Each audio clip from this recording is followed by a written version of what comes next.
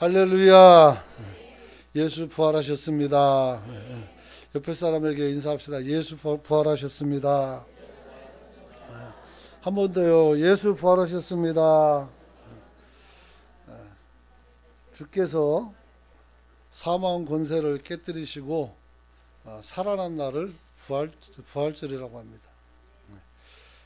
제가 경험했던 부활절의 이미지는 어릴 때는 한 주간 동안 어둠이 있어 덮였다가 부활절이 되면 갑자기 환해지는 그런 어떤 기분이 있었습니다. 왜냐하면 일주일 동안 막 금식도 하고 막 기도도 열심히 하고 맨날 교회 가면 사람들이 울고 그래가지고 어두웠었는데 부활절만 딱 되면 갑자기 흰 옷을 입고 다 달려 나와가지고 찬양을 하고 하나님 앞에 기뻐하는 것을 보고 어리지만 부활절은 좋은 거구나 하는 생각을 갖게 되었습니다.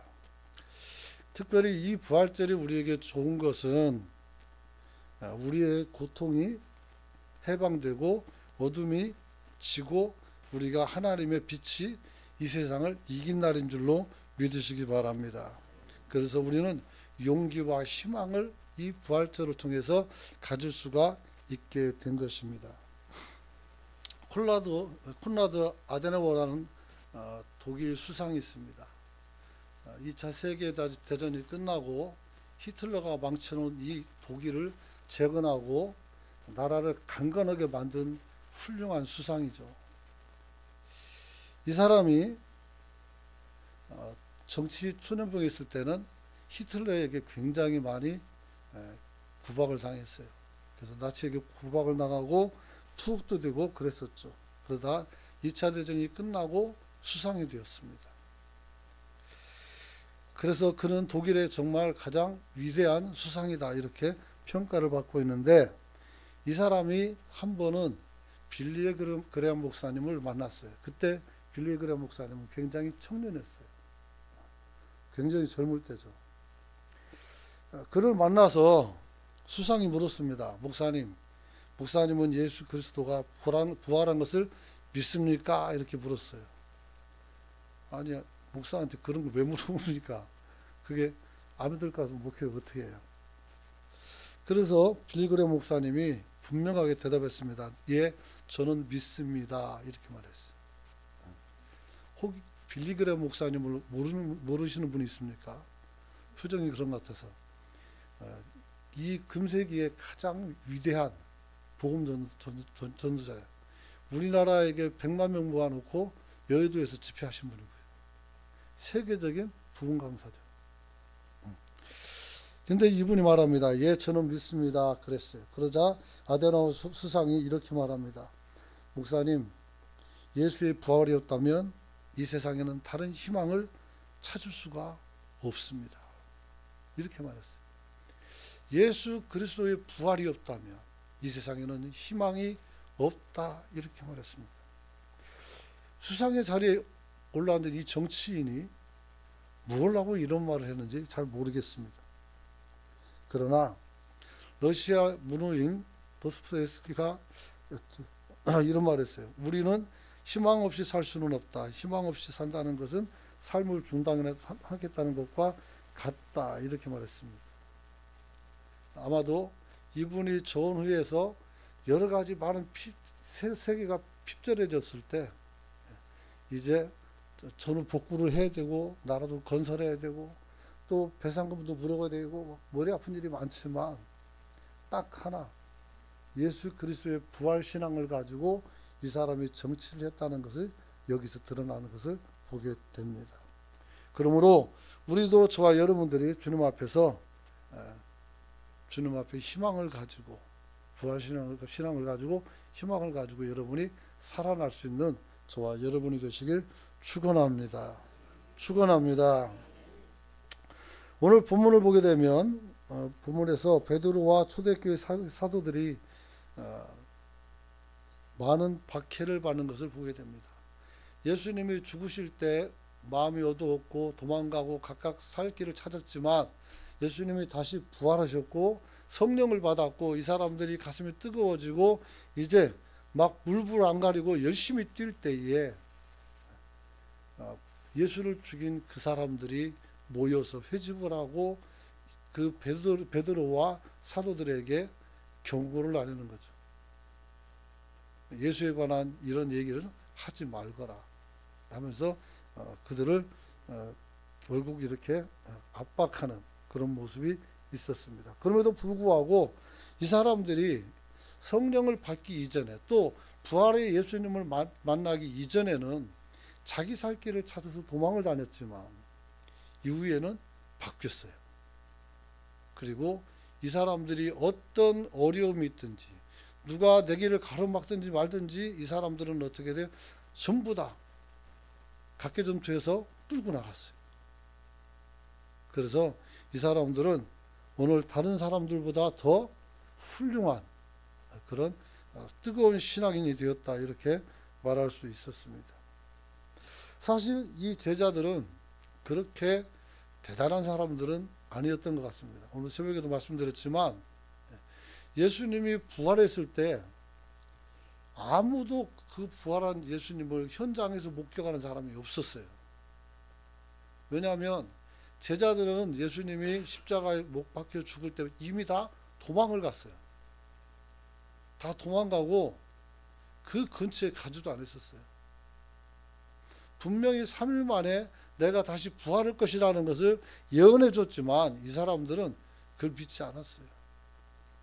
그래서 예수님이 오늘 이렇게 살아나서 다시 하나님께서 육체의 옷을 입고 나와서 다시 부활하고 이제 승천하는데 이런 일련의 과정이 일어나야 되는데 제자들이 가장 중요한 부활의 현장에 없었다는 거예요. 그럼 누가 봤을까? 막달라 마리아와 다른 마리아가 그곳에 가서 예수님이 부활한 것을 목격한 것이 아니라 부활 이후의 흔적을 본 거죠. 그리고 천사가 빛 가운데서 그 여성들에게 예수님이 부활했다는 것을 가르쳐 줬죠. 그리고 예수님께서 살아있기 때문에 무덤에 있지 않고 밖으로 나가서 나중에 갈릴리 가서 그 동네 가서 너희들을 만나줄 것이다 이렇게 말합니다. 그래서 베드로가 나중에 이야기 듣고 쫓아다니면서 이제 예수님을 만나고 다른 제자들도 전부 다 예수님을 만나죠. 예수님이 죽었을 때 아무도 그 무덤을 지킨 사람들이 없었던 이들이 부활한 예수님을 만나자마자 획가닥 바뀌었어요. 그래서 이 사람들이 물불을 가리지 않고 예수 그리스도를 증언하는 데 있어서는 조금도 수월함이 없는 그런 뜨거운 삶을 살게 됐죠. 도대체 이들에게 무슨 일이 있었기에 이 사람들은 갑자기 예수를 만나고 변화를 경험했을까요? 그 첫 번째는 부활의 실제성을 누가 베드로와 그 12제자가 목격을 했어요. 예수님이 실제 부활해서 돌아다니는 것을 만났다는 거죠. 도마 같은 경우는 뭐라고 했어요? 제자들이 다 만났다니까 나는 예수님이 못 박혔던 그 손에 그 못 자국에 내 손가락을 집어넣어야 되겠다고. 그리고 옆구리에 창으로 찔렸는데 그걸 내가 손으로 집어넣어서 확인해 보겠다고 그랬어요. 그런데 그 순간에 예수님이 갑자기 나타나서 도마에게 손을 내면서 야, 너 봐, 너 봐니까 얼마나 놀랬겠어요. 그 도마가 그때 뭐라고 고백합니까? 주는 나의 하나님이십니다. 이렇게 고백했어요. 지금 제가 여러분에게 말씀드리는 것은 그냥 어떤 역사적인 사실도 있지만 지금 주님의 부활을 실제적으로 목격하는 것을 말씀을 드리고 있는 거예요. 예수님의 실체를 만나고 나니까 이 사람들이 확 바뀌어버린 거예요. 여러분, 사실 오늘 우리가 그리스도께서 부활하셨다는 이 엄청난 역사와 이 사실에 관하여 가장 어려운 것은 뭐냐면 교부 철학자들을 통해서 오늘 하나님께서 부활했다는 것을 인간의 이성으로 규명하고 논리로 풀었기 때문에 이게 우리에게 확 오지 않아요. 그래서 이런 모든 노력들이 관념화시키고 개념화시켜가지고 이게 분명히 사실이라는 것을 알 수는 있겠지만 감성적으로 그리고 우리가 어떻게 돼요? 공감하며 우리가 하나님을 인정하는 일에는 이게 별 도움이 잘 안 됐다는 거예요. 그렇죠. 그래서 오늘날 신자들의 삶 속에서 부활은 신비적인 종교의 한 프레임으로 남아있는 그 경향을 발견할 수가 있었어요. 그래서 많은 사람들이 부활절을 지나고 부활의 예수님을 이야기하지만 실제 부활의 예수님을 만나고 거기서 인격적인 변화를 추구하는 사람들이 그렇게 많지가 않았다는 거죠. 이것이 굉장히 문제적으로 저는 생각이 되었습니다. 그래서 그냥 우리가 하나님 앞에 다시 말하면 기도해서 복을 구하는 것보다 예수님의 부활했다는 이 사실이 더 굉장한 일인데 사실은 그 우선순위에 있어서 밀려버렸어요. 그러다 보니까 부활주일 하루만 해가지고 우리가 하나님을 만났다 뭐 이럴 때 떠드는데 그게 이제 문제가 될 것 같아요. 그래서 저는 이 부분을 붙잡고 부활의 실체를 경험한 제자들이 진정한 복음의 일꾼으로 변화되는 능력을 보여주셨는데 이 능력이 저와 여러분에게도 동일하게 나타날 수 있기를 축원합니다. 이게 중요한 거예요. 여러분, 우리는 사도행전에서 제자들이 예수 부활을 증언하여 얼마나 큰 은혜가 임했는지를 알 수 있습니다. 이 사람들이 부활의 주님을 만났고 또 주님께서 그들에게 성령을 부어주니까 우리는 성령의 능력으로 이들이 이러는 것 같았지만 사실은 부활의 주님을 만났기 때문에 이 사람들이 어떻게 그 성령의 역사를 하는 거예요. 그래서 한 단계 여러분이 더 나가야 되지 거기서 머무면 안 돼요. 그래서 부활한 예수를 만났고 거기서 성령이 임하니까 어떻게 돼요? 이 사람들이 땅끝까지 이르러 복음의 증언자가 되는 거예요. 엄청난 변화가 일어났죠. 도망이 나가고 고기 잡으러 다시 가서 원위치로 돌아갔던 베드로 그리고 그를 따라갔던 제자들 주님께서 그들을 다시 모아서 음식을 먹이시고 부활한 예수님이 나타나서 그들을 격려해주고 그들에게 소명심을 심어줬죠. 여러분, 그래서 베드로 사도는 예루살렘 순례자들 앞에서 예수 부활을 증거하는 일을 했어요. 그래서 그날 3,000명이 돌아오고 나중에 5,000명이 돌아오는 거예요. 그 설교 내용이 뭐예요? 너희들이 죽인 예수가 하나님의 아들이고 그분이 지금 부활해가지고 살아났고 그리고 그분이 지금 하늘로 승천했다는 것을 이야기하는 거죠. 근데 이게 할 말이 없는 것이 마태복음 보면 예수님이 죽으실 때 지진이 나고 무덤이 열리면서 죽었던 자들이 뛰어다니면서 예수가 하나님의 아들이라고 외치고 다녔어요. 이 얼마나 도시가 흉흉했겠어요. 무서움이 있겠어요.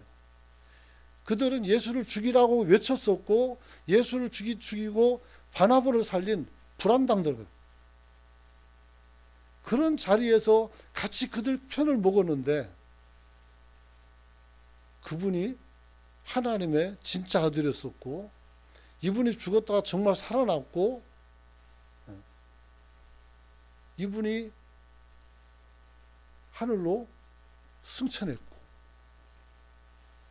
이런 사건들이 연이어 일어났고 이것이 제자들만 본 것이 아니라 다른 또 제자들이 많이 목격을 했고 그러다 보니까 사람들이 마음이 어떻게 돼요?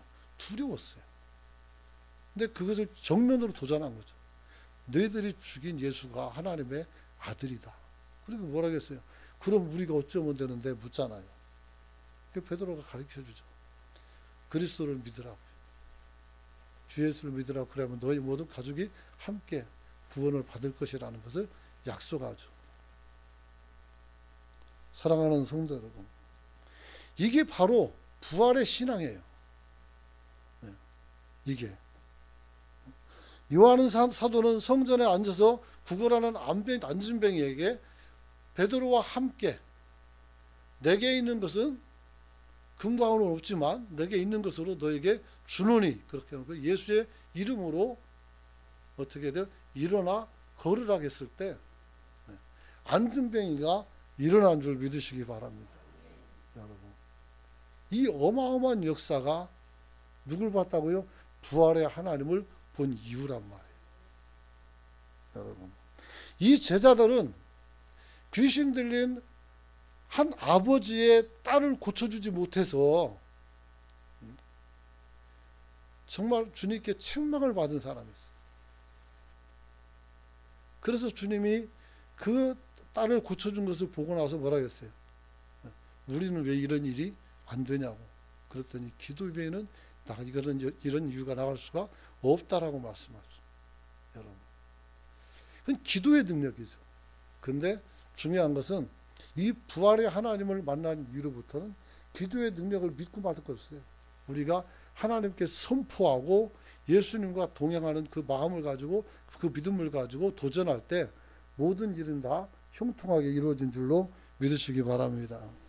스데반 집사는 부활의 주님을 증거하다 돌맞아 죽었고요. 사울이란 청년은 예수 믿는 사람을 죽이려고 하다가 예수님을 만나고 나서 확 변해서 그리스도의 복음의 일꾼이 되었어요.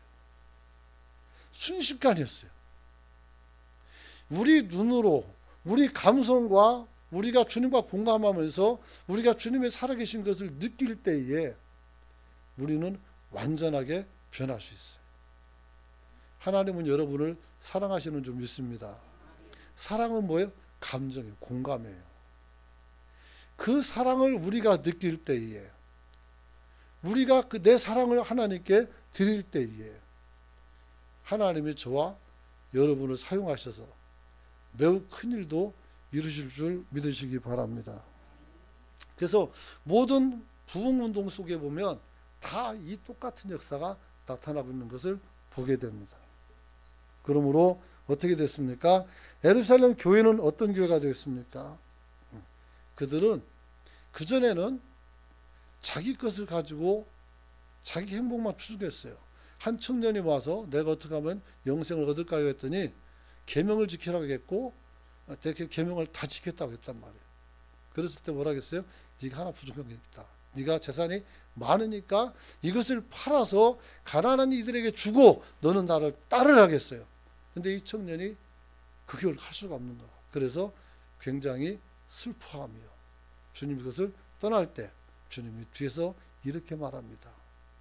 부자가 천국에 가는 것이 낙타가 바늘벌을 통과하는 것보다 더 어렵다. 그런데 부활의 주님을 만나고 나서 성령 안에서 이들은 변했습니다. 여러분, 사도행전 4장 34절 보니까 그들 중에 가난한 사람이 없으니 이는 밭과 집 있는 자는 팔아 그 판 것을 값을 가져다가 35절 보니까 사도들의 발 앞에 두매 그들이 각 사람의 필요를 따라 나누어 줍니다. 그래서 예수님의 부활을 목격한 사람들과 성령을 받은 그 성도들은 그때로부터 내 자신을 아끼지 않고 내 재산을 아끼지 않고 이것을 가져다가 어떻게 돼요? 무상으로 같이 나눴다는 것. 이것은 인류 역사 가운데 성공한 여력이 없어요. 사도행전에 나온 거 이거예요. 공산주의가 뭐예요? 공동으로 재배하고 공동으로 소출을 거두어서 나눠 먹자는 거 아니겠어요? 나눠 먹게 나무로 나눠 먹는데 어떻게 돼요? 그 사람들은 무계급을 주장했어요. 근데 실제는 계급이 있죠. 계급이 있어서 결국은 위에다가 다 가져가고 남은 내가 먹을 것이 없는 거예요. 이 사람이라는 건 그래요. 욕심이 있어요. 남들보다 내가 좀 더 갖기 원하고 내가 남들보다 더 힘을 갖기 원하고 그러면서 어떻게 돼요? 이 사람들은 서로 계층을 나누게 되고 더 악화되는 것이죠. 그러나 예수님을 만난 이들에게는 이런 게 의미가 없어요. 바울의 말대로 자기는 모든 것들을 다 배설물처럼 여겼다. 어떻게 그럴 수가 있을까요? 부활의 주님을 만나면 어떻게 돼요? 이 우리가 살아가는 인간 역사가 무의미하진 않지만 궁극적으로 내가 어떤 자리에 선다는 것을 알게 된 거예요. 천국에 서게 된다 알게 돼요. 천국에 가는데 돈이 뭔 필요가 있고 자동차가 무슨 필요가 있고 계급이 무슨 필요가 있어요. 정신 나가서 그러는 거예요. 그 사람들. 거기에 내가 들어가는 것으로 만족하고 내가 가진 모든 것을 다 팔아서라도 보물이 뭉친 밭을 사는 것처럼 내가 지금 모든 것을 가지고 하나님께 드리고 헌신하여 사람들이 화평을 누리게 하는 것입니다. 이게 바로 주님께서 제자들을 통해서 나타난 역사다. 이렇게 말할 수 있어요. 또 한 가지는 그렇다면 우리가 부활신앙을 좀 더 살펴봐야 돼요. 부활신앙이 어떤 것인가. 예수 부활신앙은 그리스도교의 신앙의 정점입니다. 기독교는 어떤 종교냐면 사랑의 종교라고 그래요. 그런데 그 사랑의 결정체가 뭡니까? 십자가에서 죽으심과 부활하심이에요. 그 부활이 예수님에게만 해당된다면 우리하고 상관없어요. 근데 이것이 우리에게 해당이 되니까 문제가 되는 거예요. 그게 현실감이에요. 현실성이고. 그렇죠. 부활신앙은 그리스도인들이 예수의 부활하심을 믿을 뿐 아니라 자신도 부활할 것을 믿는 신앙적 행위라고 그랬어요. 나도 부활할 수 있는 거예요. 한번 따라서 합시다. 나도 부활한다. 옆 사람에게 인사합시다. 나도 부활합니다. 여러분들이 부활한다는 것이죠. 요즘은 죽으면 다 홀라당 태워가지고 재밖에 안 남는데 어떻게 부활하느냐. 걱정하지 마세요. 옛날에 화형당해가지고 다 타 죽은 사람도 하나님은 다시 살리실 줄 믿습니다. 그럼 화장한 게 뭐 아무것도 아니죠. 그래서 그런 걱정 안 해도 돼요. 여러분. 그러나 십자에서 십자가 달리기 전에 유대인들 중에 바리새인들은 이 사람들이 부활이라는 단어를 쓰면서 천국이 있다는 것을 이 사람들이 알아요. 그래서 사두개인과 그 사람들이 예수님께 찾아와서 7 형제가 있는 집에 시집간 이 한 여자가 장남이 죽어서 그때 형사 취수가 있으니까 형수가 있는데 형이 죽었단 말이에요. 그럼 둘째가 형수하고 살아야 돼요. 둘째가 죽으면 셋째가, 넷째가, 7째까지 있는데 만약에 천국이 있다면 천국에 가서 이 여성의 남편은 이 7 중에 누가 되겠습니까? 이렇게 물어봤단 말이에요. 그때 주님께서 너희가 천국도 오해라고 했고 복음도 오해했다 이렇게 말하는데 천국에서는 그런 게 없어요. 그런 게 없어요. 그래서 그때 여기서 나오는 단어 중 하나가 뭐냐면 부활이라는 단어가 나오긴 나와요. 그래서 천국에서 우리가 다시 살아났을 때 이런 얘기죠. 근데 우리의 부활은 물론 우리가 부부간의 사이가 좋아서 정말 뜨겁게 사랑하고 잘 살았겠지만 뭐 그런 형태의 관계가 아니라 우리는 하나님의 자녀로서 우리가 그 지위와 역할을 감당하게 되는 줄 믿으시기 바랍니다. 나중에 또 여러분이 천국에 설교할 때 제가 말씀을 드릴 수 있을 것 같습니다. 자, 그래서 오늘 우리는 천국만 바라보고 세상을 등지는 염세주의는 절대 아니라는 것을 알아야 돼요. 그래서 좀 전에 말씀처럼 부활의 신앙은 뭐냐면 내가 가진 것을 아끼지 않고 다른 사람을 위해서 희생하는 것이고 심지어는 내 목숨까지라도 다른 사람을 위해서 기꺼이 헌신할 수 있는 사람들이 그리스도를 만난 부활 신앙 가진 사람들이다 이렇게 말할 수 있습니다. 자, 그래서 미국에 한인교회가 있는데 은혜 한인교회가 있어요. 거기에 보면은 목사님이 계신데 한기홍 목사님이 그분이 예전에 설교할 때 이런 말을 했어요.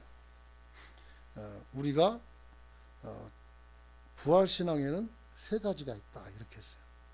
첫 번째는 뭐냐면 역사적 부활을 믿는 것이다 이랬어요.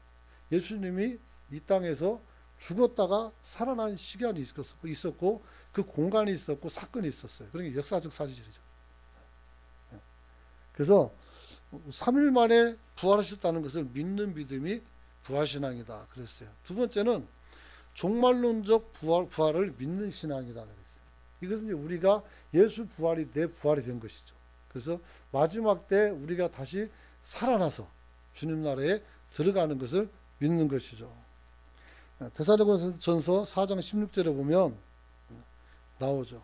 주께서 호령과 천사장의 소리와 하나님의 나팔 소리로 친히 하늘로부터 강림하시리니 그리스도 안에서 죽은 자들이 먼저 일어나고 그 후에 우리가 살아남은 자들도 그들과 함께 구름 속으로 끌려 공중에서 주를 영접하게 하리니. 그래서 그리하여 우리가 항상 주와 함께 있으리라 그랬어요. 그러므로 이런 말로 위로를 받으라 하겠어요. 왜? 이 사람들이 핍박을 당하고 있었거든요. 그래서 이 부활신앙은 어떻게 돼요? 내 생명까지라도 다 내놓고 어떻게 돼요? 그 믿음을 지키는 게 부활신앙이었어요. 그런 거죠. 세 번째는 현재의 부활을 믿는 것입니다. 3일 만에 부활하시고 승천하시고 성령을 통해서 오늘 우리에게 이 자리에 오셔서 이 말씀을 주는 것이 하나님의 부활신앙의 역사인 줄로 믿으시기 바랍니다. 그래서 우리가 부활하신 예수님의 성령으로 내 자리에 와 있다는 것을 믿는 것, 이것이 그런 것이다 그랬어요. 그래서 이런 부활신앙을 소유한 자들은 어떤 일을 하느냐 보니까 부활을 믿기에 오늘의 고난을 즐기고 참으며 주님을 위해서 희생하는 것을 영광으로 생각한다는 겁니다. 한번 따라서 합시다. 부활신앙은 부활을 믿기에 오늘의 고난을 즐겨 참는다. 인내할 수 있는 거예요. 지금도 이 신앙을 가지고 지금도 인내하는 수많은 신자들이 전 세계에 가득해요. 많아요. 두 번째는 이 세상의 모든 것을 분토마토 못한 것으로 여기고 우리는 하나님 나라를 가장 가치 있게 바라본다는 것을 여러분이 믿으시기 바랍니다. 그 세상이 그토록 아까워하고 목숨같이 여기는 재물도 즐겁고 감사한 마음으로 내려놓는 것이죠. 우리는 물질에 귀속당할 수는 없어요. 물질이 많으면 편하고 좋지만 우리가 거기서 여러분들이 조종을 당하면 그때부터는 끝인 거예요. 그래서 우리가 그것을 이겨내는 성도가 되시길 축원합니다. 뿐만 아니라 주님을 위한 헌신과 봉사를 감사함으로 충성하는 이유는 바로 우리 안에 그리스도의 부활의 은혜가 있기 때문이다. 이렇게 말씀하고 있는 겁니다. 그래서 우리는 처음을 알고 있고 끝을 알고 있어요. 그러기에 그 끝이 어떤 것인지 알기에 우리가 어떻게 돼요? 오늘에 가지고 있는 인간적인 모든 것들을 내려놓고 거룩의 길로 갈 수가 있는 것입니다. 여러분, 교회는 부활신앙을 가진 성도들로 인해서 세워진 그리스도의 몸입니다. 여러분, 흔히 교회를 성전으로 생각하는 사람들이 많은데 그렇죠. 성전도 있지만 성전 이상의 의미가 있다는 거예요. 즉 이거는 그리스도의 몸이라고 했잖아요. 여기 있는 사람들은 다 그리스도 안에서 죽었다가 다시 부활할 수 있는 그런 사람인 줄로 믿으시기 바랍니다. 그 부활의 능력이 저와 여러분을 지킬 것입니다. 그러므로 신앙이란 것은 부활신앙이라는 것은 우리 주 예수 그리스도께서 우리 죄를 위하여 십자가에 못 박혀 돌아가시고 장사 되셨다가 다시 살아나서 부활의 주가 되었다는 것을 믿는 신앙을 말합니다.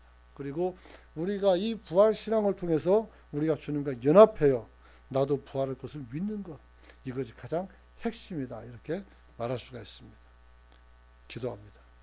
좋으신 아버지 하나님, 은혜를 감사를 드립니다. 우리에게 주신 말씀을 통해서 우리가 부활 신앙을 가지고 살아갈 때 현세 속에서 우리가 그냥 아버지 하나님 관념화된 것이 아니라 실제적인 주님을 만나고 살아갈 수 있는 우리가 될 수 있도록 도와주시길 원합니다. 입술이 둔하고 머리가 아둔하여 아버지 좀 더 적극적으로 좀 더 현실적으로 말씀을 전하기를 원했지만 아버지